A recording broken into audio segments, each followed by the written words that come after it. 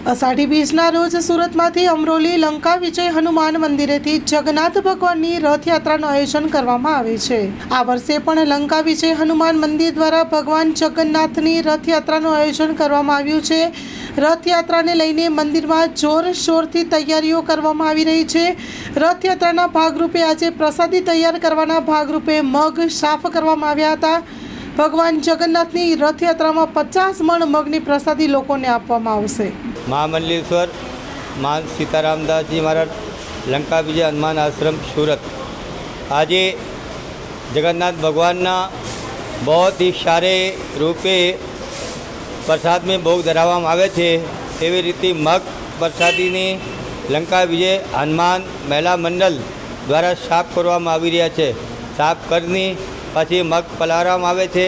મગ और માખણ और જામન ये अषाढ़ी बीज ने दिवसे सवारे सवारे भगवान ने भोग धरावવામાં આવે છે। ભોગની સાથે વધઈ મગની પ્રસાદી આપવામાં આવે છે। કેમ કે અત્યારે ભગવાન માંદા પડે છે। માંદા પડે ત્યારે ખોરાક में સારો અને પૌષ્ટિક ભોજન આપવામાં આવે છે। તો આ જગન્નાથ ભગવાનને જગન્નાથપુરી में भी જેવી રીતે મગને પ્રસાદ હોય છે એવી રીતે 50 મણ મગ ભક્તોને દ્વારા આપવામાં આવેલો છે। લંકા વિજય હનુમાન मंदिर ने महिला मंडल प्रीतिबेन અને બધી બહેનો મગ સાફ કરી રહી છે।